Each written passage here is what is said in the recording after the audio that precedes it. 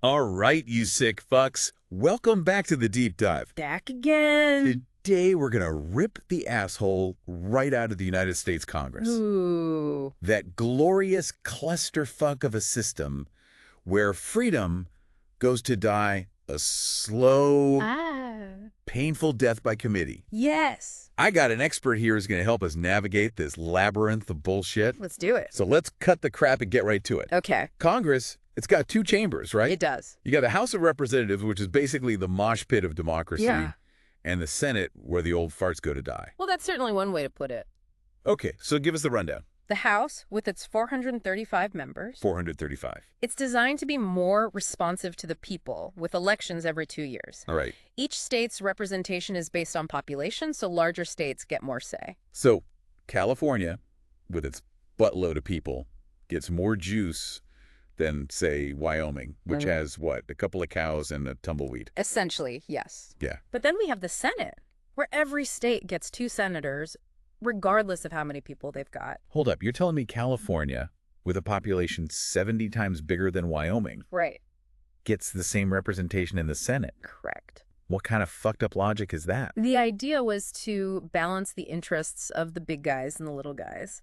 The Senate was supposed to be the more chill, deliberative body, with 6-year terms providing some stability and broader perspective. Yeah, well, it looks more like a recipe for gridlock and giving too much power to those tiny-ass states. Right. But hey, I guess that's the beauty of this fucked up system. Right.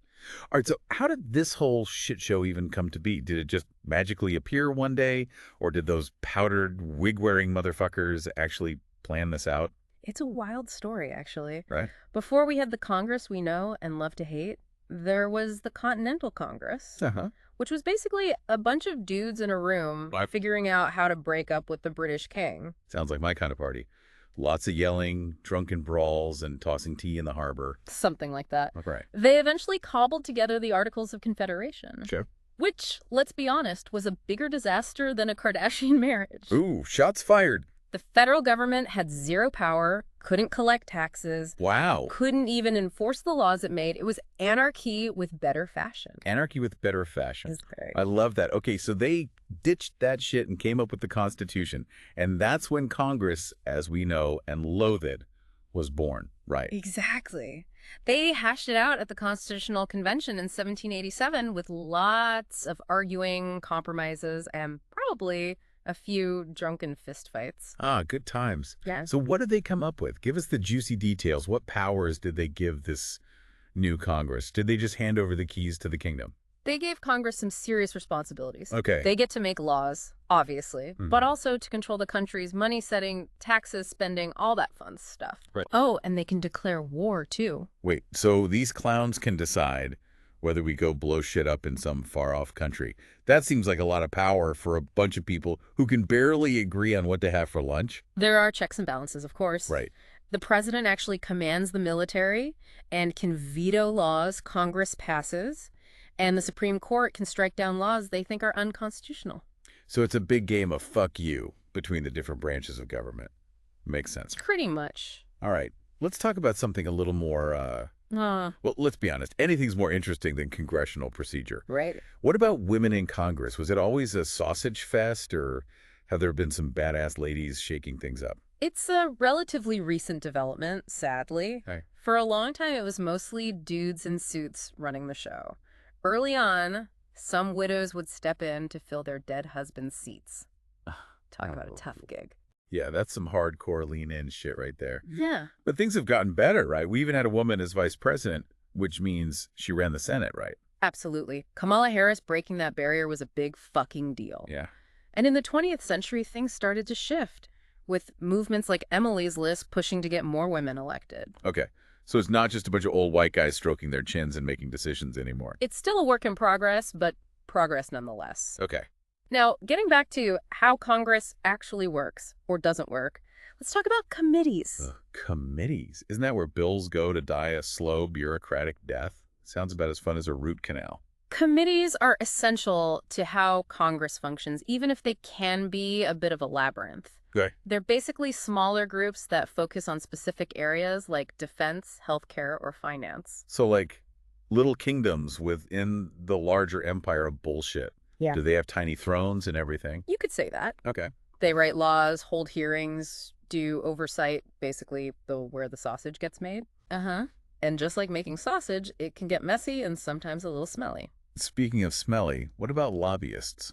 Aren't those the sleazy motherfuckers who try to persuade Congress to do their bidding? Mm-hmm. How does that whole racket work? Lobbying is a huge part of the congressional ecosystem. Yeah. They represent everyone from big corporations to nonprofits. Right. And they spend a ton of time and money trying to influence lawmakers. So it's legal bribery, basically. Mm. Color me shocked. This system is so fucked. It's not quite that simple, but lobbyists definitely have a big impact on how laws get made. Okay. They provide information, draft bills, and try to swing votes for better or for worse. And I'm guessing it's mostly for worse. All right, next up, let's talk about partisanship. Okay.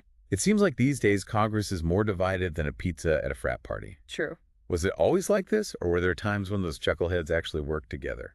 There have been periods of bipartisanship where Democrats and Republicans managed to find some common ground and pass laws together. Uh-huh.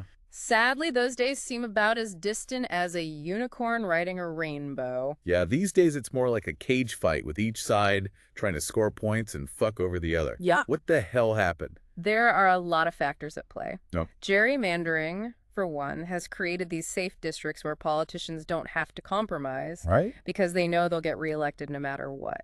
Gerrymandering. Sounds like some kind of kinky sex act.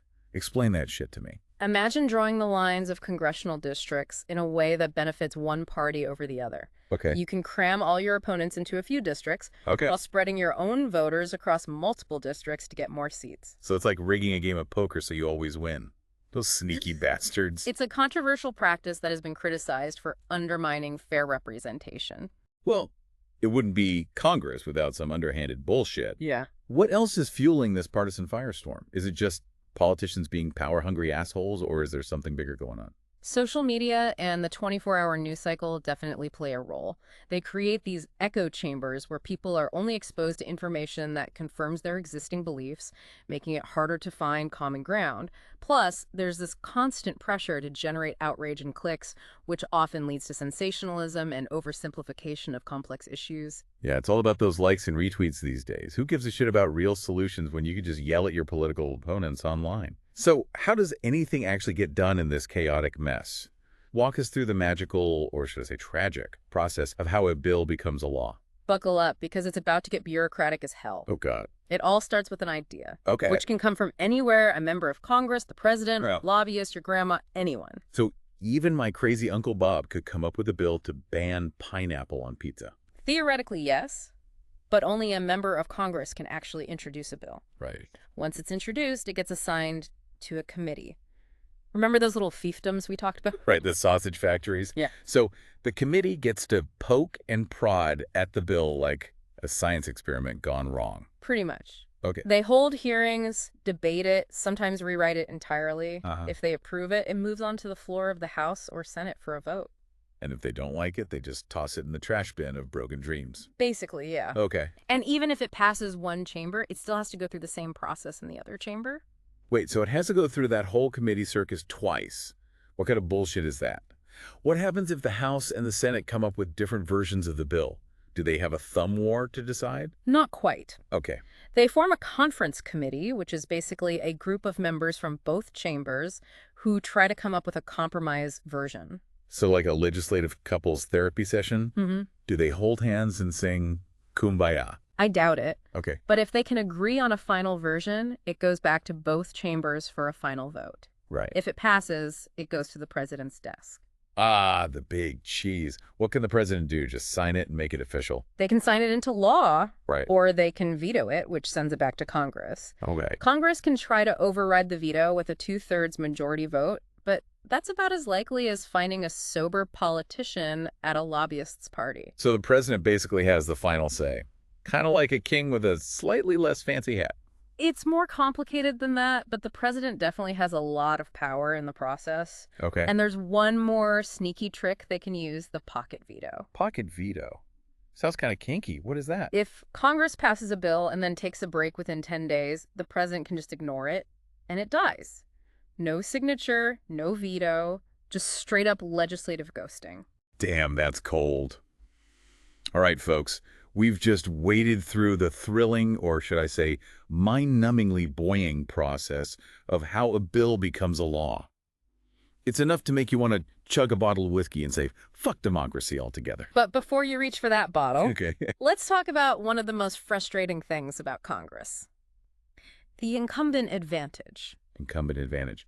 You mean those asshats already in office have a better chance of getting reelected than a Kardashian at a plastic surgeon's convention? Sadly, yes. Incumbents have a huge advantage in elections. Okay. They have name recognition, Right. access to the media, Mhm. and they can use their position to do favors for people, which helps them get votes. So it's a rigged game. Once Yeah. you're in, you're practically guaranteed to stay in. It's not impossible to unseat an incumbent, but it's damn near impossible. Okay. And that brings us to another major factor in congressional elections. Money. Ah, money. The root of all evil, and apparently the lifeblood of American politics. So tell me, how much does it cost to run for Congress these days? A couple of bucks and a handshake. Or do you need to be a billionaire to even enter the race? Let's just say you need deep pockets, like deeper than a Kardashian's cleavage. Oh, wow. We're talking millions of dollars for a House seat and even more for a Senate seat. Okay. Most of that cash goes to advertising, especially TV ads. TV ads. You mean those annoying-ass things that interrupt your favorite shows with grainy footage and cheesy voiceovers? Those are the ones. Yeah. And sadly, a lot of those ads are just negative attacks, smearing opponents rather than actually talking about the issues. So it's basically a mudslinging contest. Yeah. No wonder people are so cynical about politics. Yeah. It's like watching a bunch of toddlers fight over a broken toy.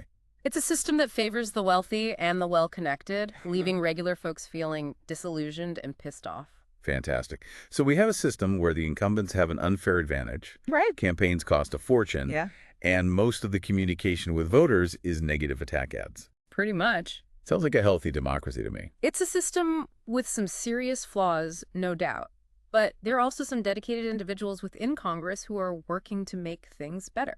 Yeah, well, good luck to them. They're going to need it. All right, folks, that's it for part one of our deep dive into this glorious clusterfuck we call the United States Congress. Right. We've covered a lot of ground from how this mess got started to the insane amount of money it takes to get elected. Right. Join us for part two, where we'll dig deeper into the scandals, the partisan bullshit, and what the future holds for this chaotic yet strangely captivating institution.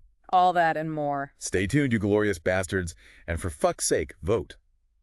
Welcome back to our deep dive into the United States Congress. There are two, baby. Last time we covered the basics. Yeah. The structure, the history, that absurd amount of power these clowns have. Yeah, we talked about how this whole shit show got started, the powers Congress is supposed to have, and the depressing reality of incumbents and those money-hungry campaigns. But we only scratched the surface of this festering wound. Indeed.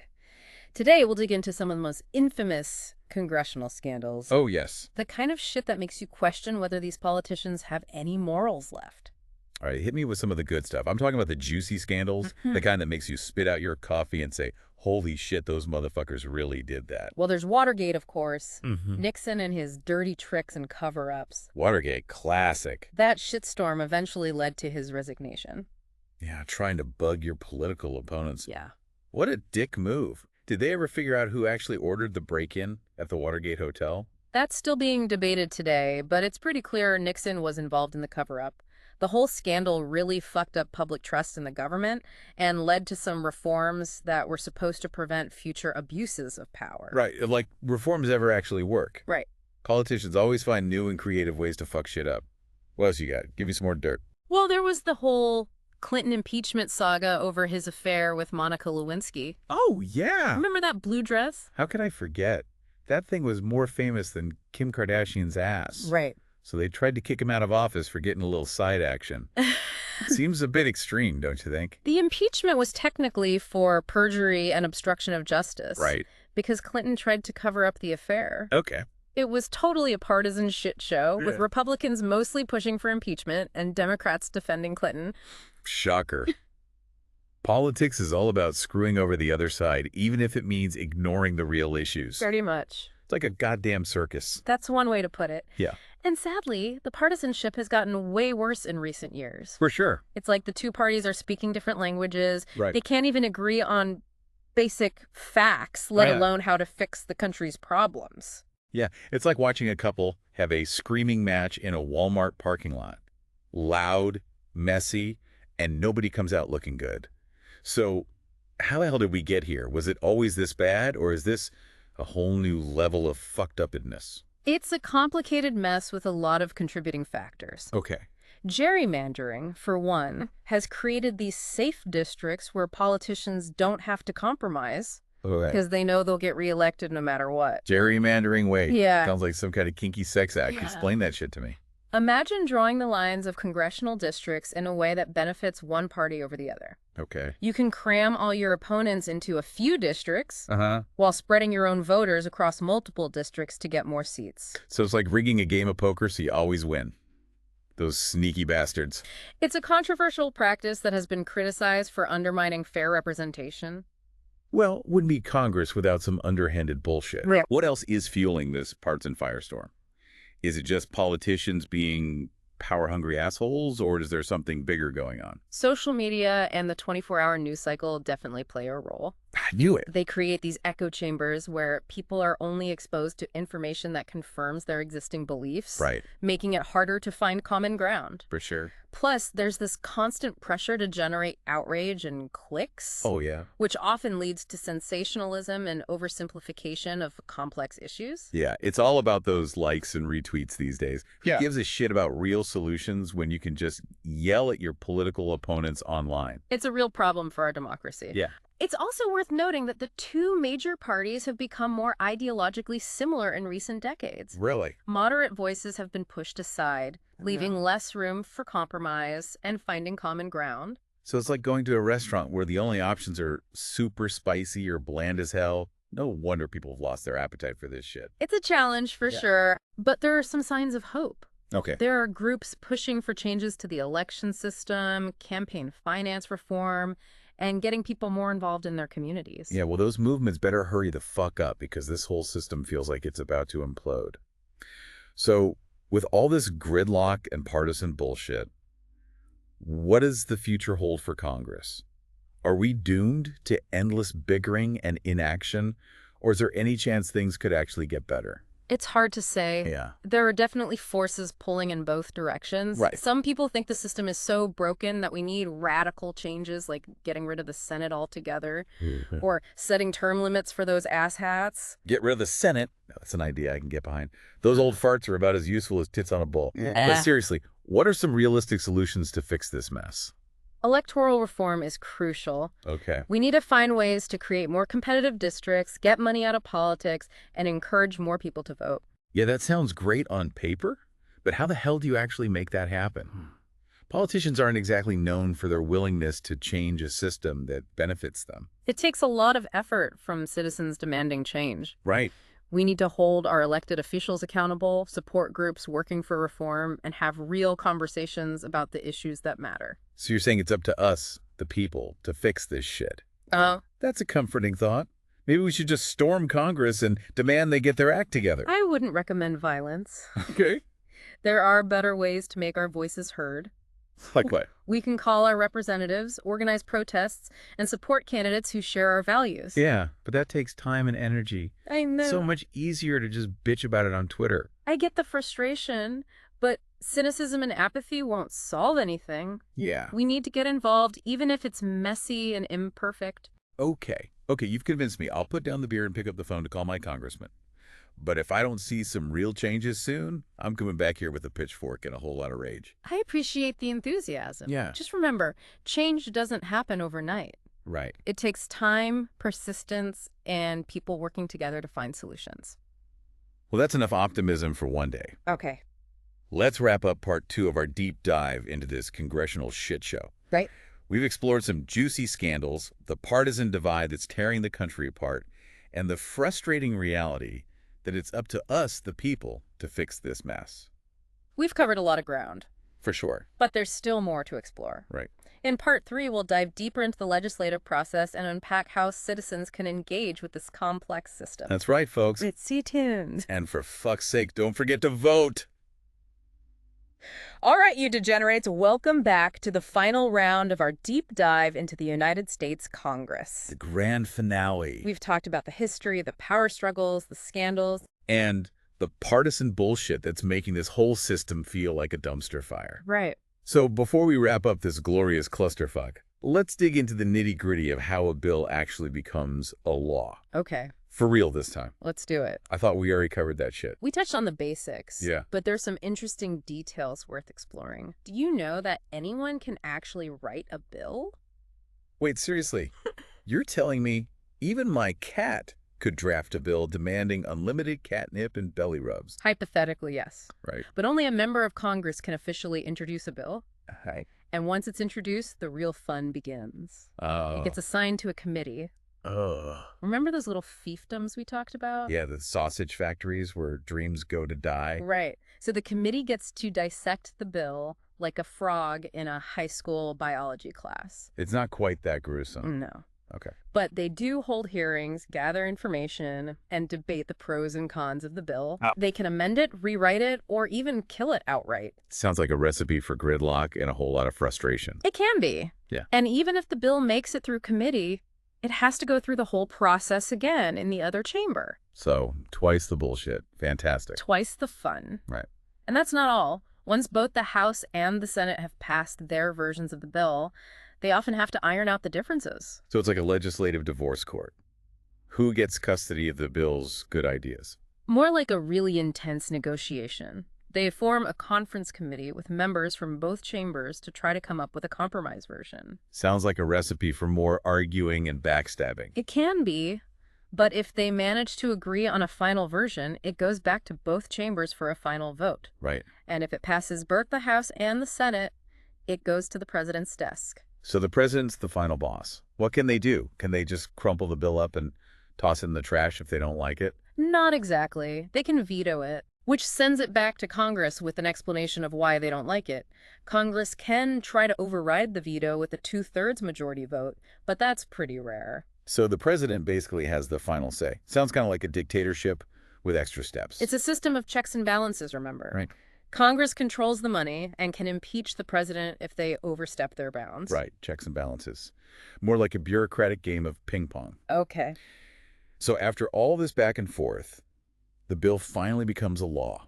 Congratulations. Congratulations, everyone. You've successfully navigated the labyrinth of congressional bullshit. You did it. What a fucking accomplishment. It's definitely a complicated process, but it's also a testament to the idea that power should be divided. Right. And that no one person or group should have absolute control. Yeah, well, that idea seems a little fuzzy these days.